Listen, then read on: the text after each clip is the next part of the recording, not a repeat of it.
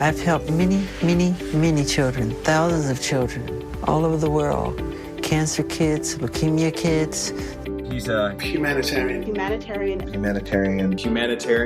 The real Michael Jackson.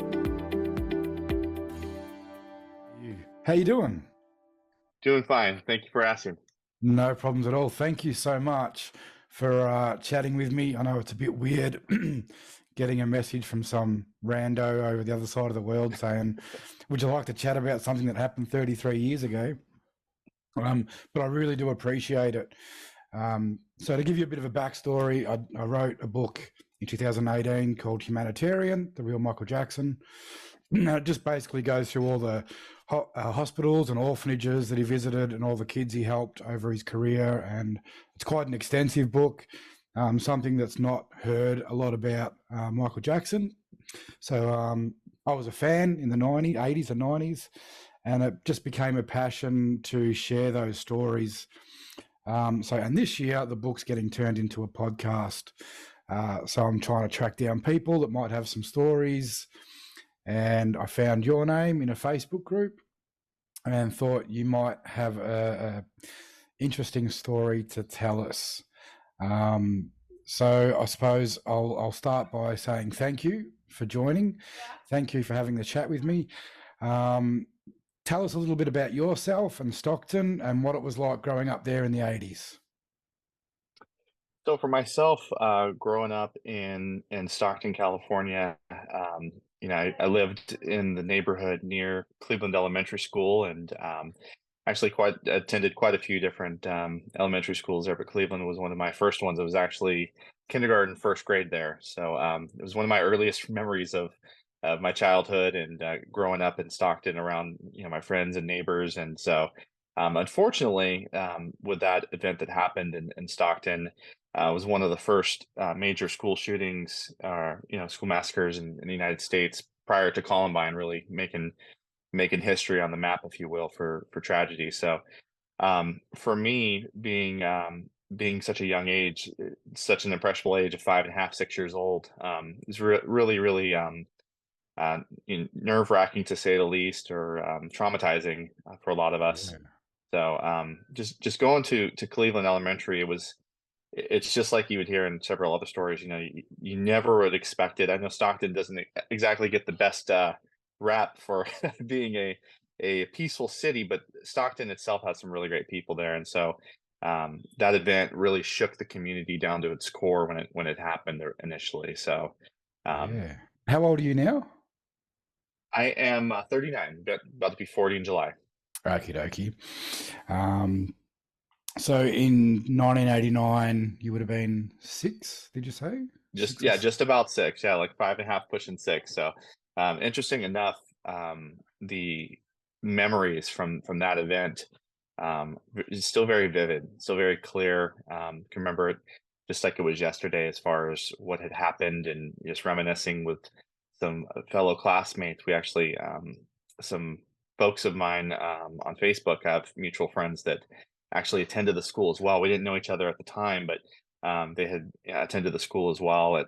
One was my exact age, and the other one was in 6th grade as well. And so we found a way to communicate and chat and talk a little bit about the events and how it affected us as individuals, and growing up as adults, and how we kind of perceived our lives and how that molded us into adulthood. Yeah, 100%. So in 1989, does that mean you were in the 1st or 2nd grade? Actually, because of where my birthday falls in July, I was actually in kindergarten. So Okay. yeah, we were at my kindergarten class was right on the edge of the school grounds, right there. As the shooter had come in, mine was the very first classroom that he was walking into to approach. So I actually have a Wow. fairly interesting story about my morning there prior to. So typically, because I did live really, really close to the school, my mom and I would go there every morning, and we would have we would stop by McDonald's, or she would make some breakfast on the go, and we would go and sit at the bench at the school. And so we would sit at that bench right in front of the playground, right next to my class. So the kindergarten section and kindergarten and first grade section was kind of sectioned off from the rest of the larger classes or the older classes. So we kind Okay. of had our own corridor. And so to make a long story short, we would go there every morning and we would sit at the bench and have breakfast.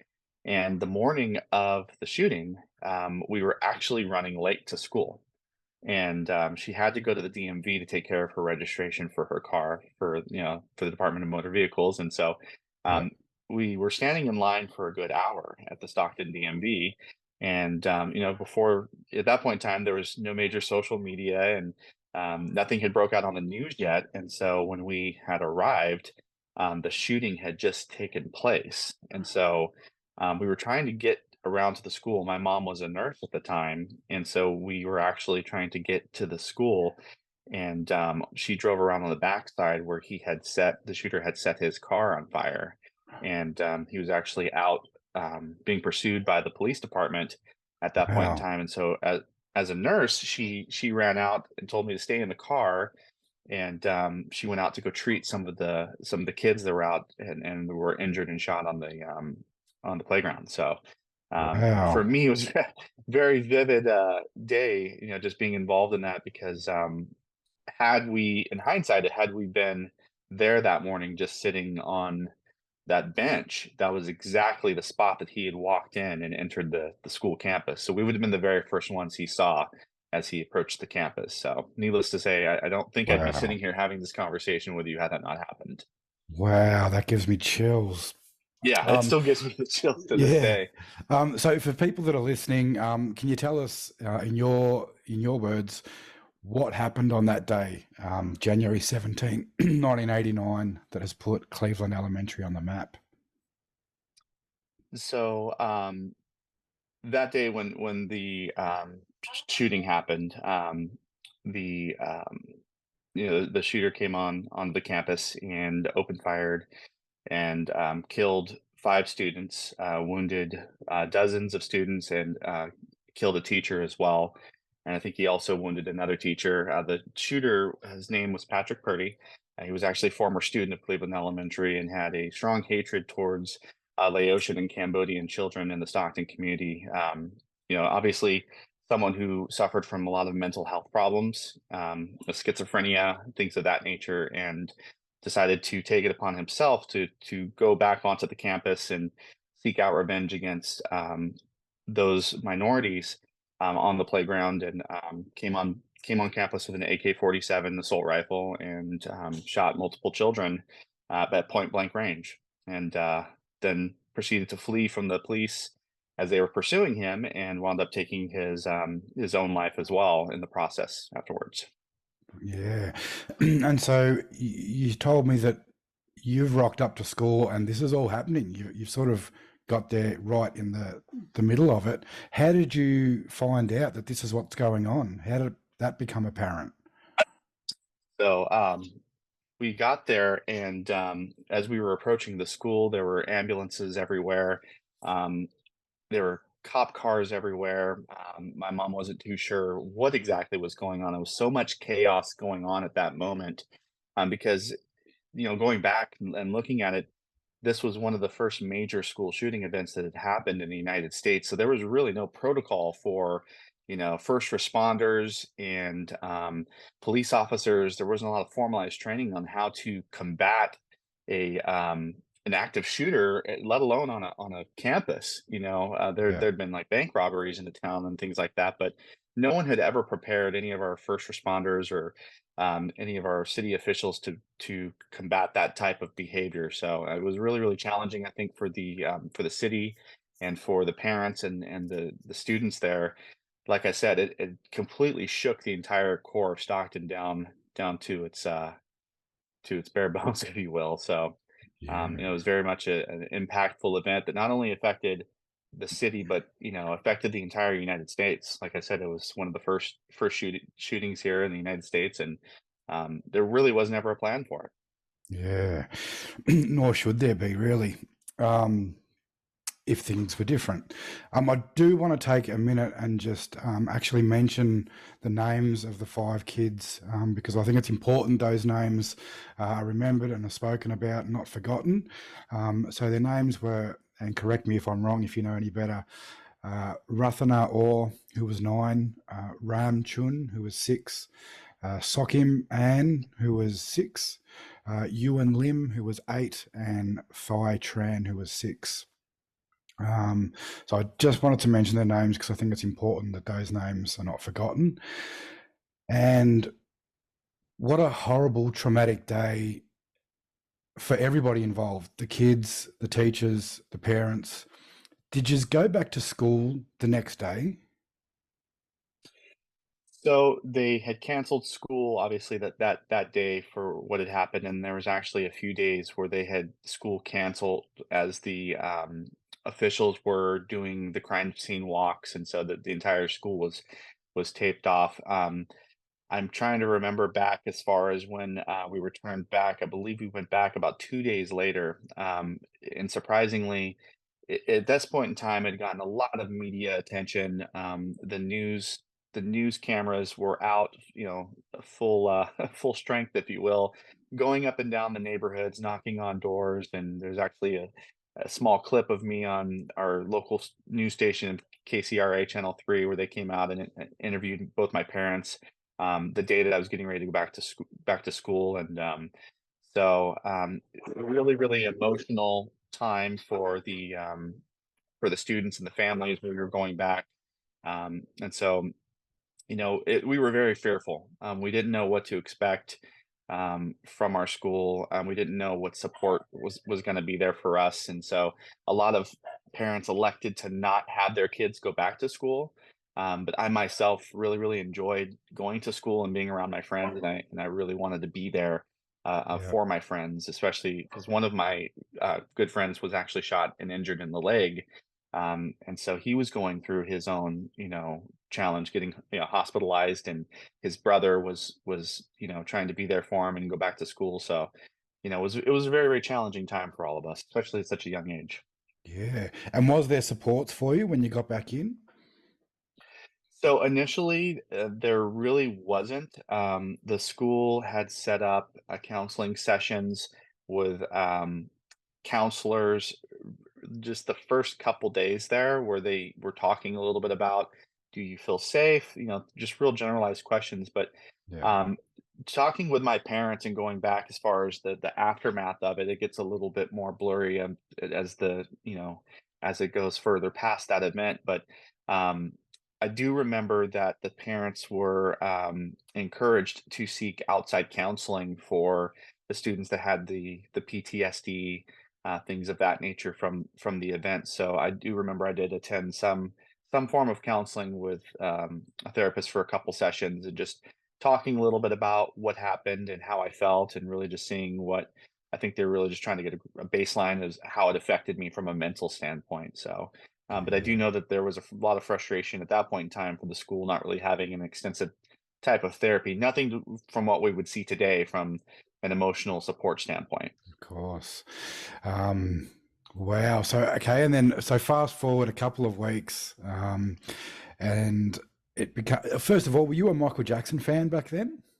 Huge Michael Jackson fan back then. Really? Before he Yeah. visited? I suppose Yeah. everybody was, weren't they? He was the biggest thing in the world. Right. Um, so then he comes to town, and I think some kids were told that to expect a special guest coming to the school. Did you hear anything in advance? We did. We did. We heard that there was a special guest coming to school. We didn't actually hear until the morning of that he was coming. I know he had, I guess, notified or had his camp notify the school district that he was coming in fairly quickly, fairly quietly, and somehow, some way, the media found a way to find out that he was on his way to the school. And so it was really a huge media frenzy when he did get there. But I know the morning of, I actually remember listening and getting ready for breakfast and hearing "Man in the Mirror" on the radio, and just ironically, that always resonates with me when I think about the morning that he had arrived to the school. So Wow, amazing. And so tell me about that. How was the visit? So the visit was it was highly anticipated, because they when we got there, they told us, Michael Jackson is here, and we just were kind of just, 5, 6 year olds, we were just in complete awe. I mean, Michael was bigger, larger than life for even adults. So from that perspective, we were all just on pins and needles and just waiting for him to show up. And so we heard he was started on the other side of the school first. So he was seeing the sixth graders, if you will, and so we had to kind of wait our turn as kindergartners for him to show up in the Torture. classroom. So yeah, so we were in the middle of like story time. Kindergartners we're in the middle of story time, and the teachers sitting in the middle of the classroom, and they had kind of brought in both the kindergarten classes together. So we were all just in one big classroom, and so we're listening to this story being told, and we're looking to the door, waiting, and we're looking because there's security everywhere at this point in time, and so and then at that point in time, finally, the teacher turns around and the security, lets her know he's coming in, and so she stands up and brings him in, and he comes in and says hello to the class, and how you guys doing, and just it was to me, it was really, really fast because I think he really wasn't trying to make a big deal out of it. He really just wanted to check in on the kids and make sure that, we were okay, and wanted to be there for us, and as the humanitarian that he was, so he I remember him telling us, I'm sorry you had to go through this. But I know this doesn't help, but I want you guys to have a gift from me. And he had given us all 8 by 10 frames of his Bad album, and he had signed all of those. And Oh, so every wow. student in the school got a copy of his Bad album with his signature on there as a gift from him to us. Wow. You mentioned security and that there's some security around the school. Was that his entourage? Did he bring a massive entourage or was it just a couple of people with him? It seemed more, yeah, it just seemed more of hired security that was just designed to keep him safe. It didn't really seem like he had, at least in my eyes, it didn't seem like he had a huge entourage with him.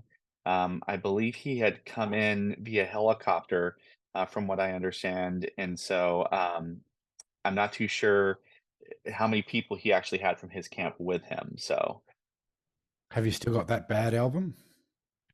I do. My dad actually has it. It's up in our storage, and he's over in Nebraska right now. But I've actually hit him up for that to see if I could get a picture of it for our session. Unfortunately, I wasn't able to get that. But I remember like it was yesterday. It was in like this hot pink writing, and Oh, really? total 80s. Just and then he was in the leather jean jacket with the bad album cover, and I mean, that was the world to me. I had that hanging up in my room, and from that point on, I was just instantly even more of a Michael fan. Just all of his work he did, and throughout the years, and just really, really appreciated what he did because he didn't have to. He was the biggest star on the planet at that point in time, and he didn't have to come out to little Stockton and see us kids, but he did that out of the kindness of his heart. Yeah, 100%. And I've heard that he also visited a nearby church where there was kids. I heard they were having lessons there because they were too scared to go back to school, and also a hospital where some of the injured were. Did you hear about that? Yeah, I did hear about that. I know there is a church that actually sits right adjacent to Cleveland Elementary School over off El Dorado Avenue in Stockton.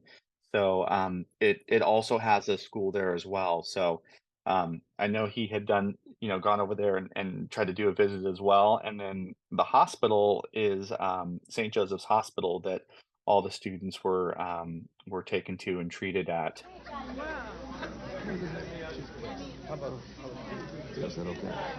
And that's actually interesting enough. That's the hospital I was born at, so it's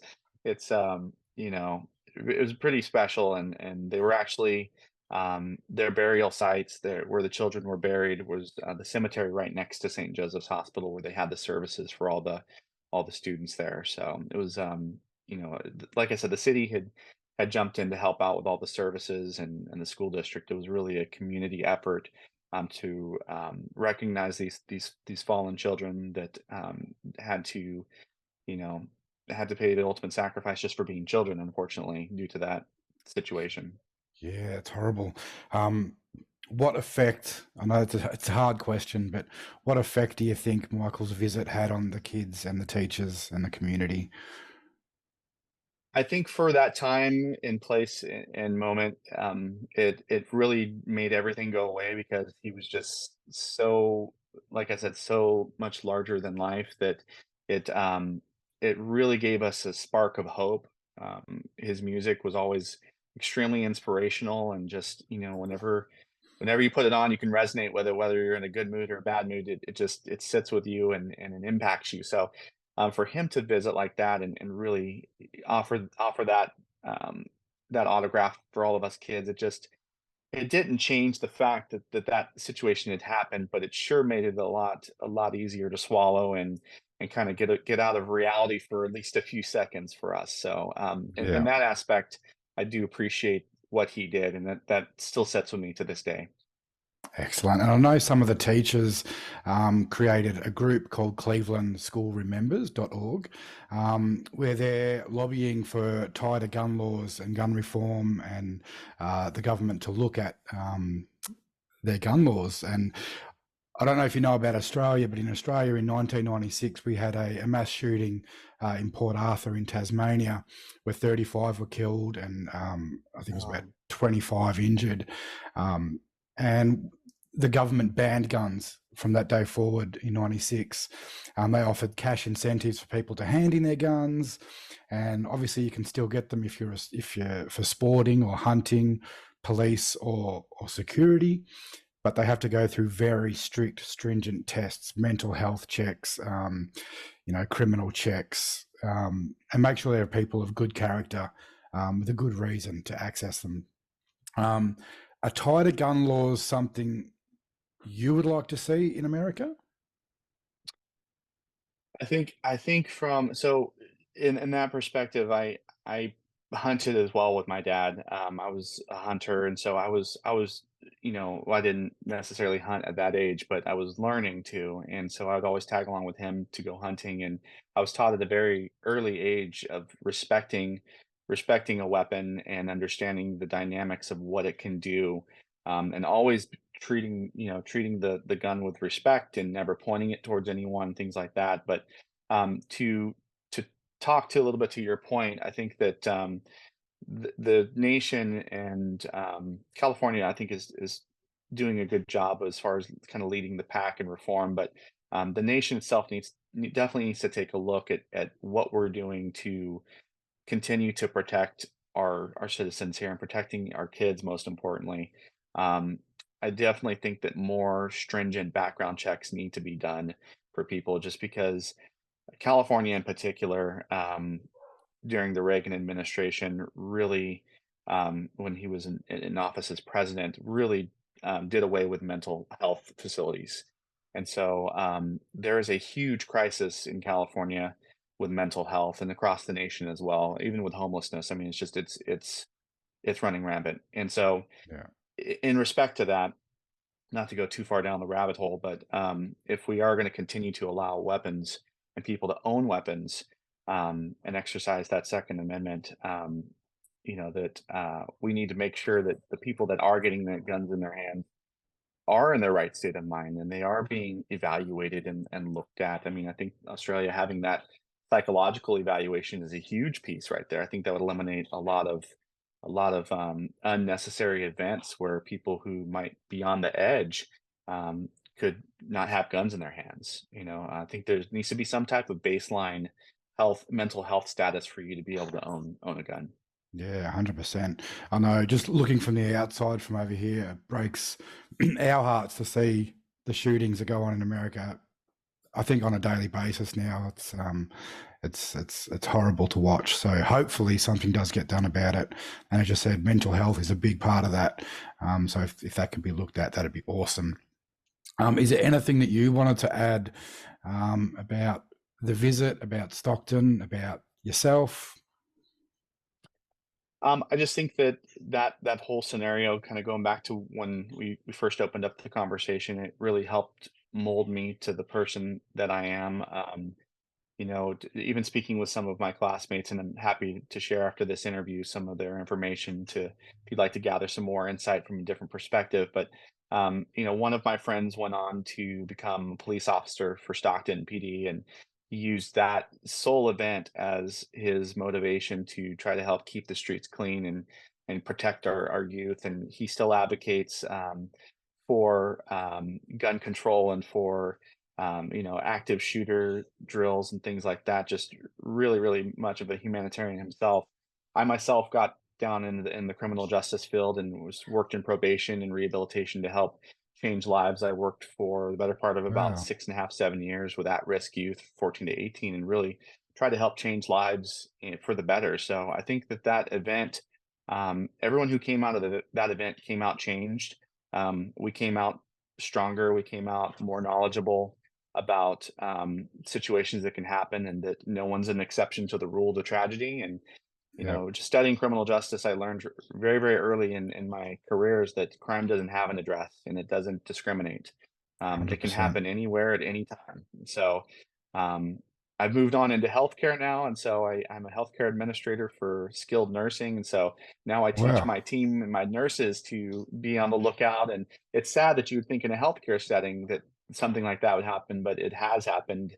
And so there's really no venue anymore that's safe from tragedy. So just going back to that piece as far as people being changed, I definitely think we all at some point in time took that scar that we had, whether it was physical scar or an emotional scar, and we took that with us, and it helped to make us who we are today. So not Yeah, that we well would want done. to go through that, but we definitely learned from it. Yeah, well done, and well done on the work you're doing. That's awesome. To Thank be you. making a difference and to doing something positive. Thanks again, and have a great one. You do the same, Paul. Thank you. Thanks, Charles.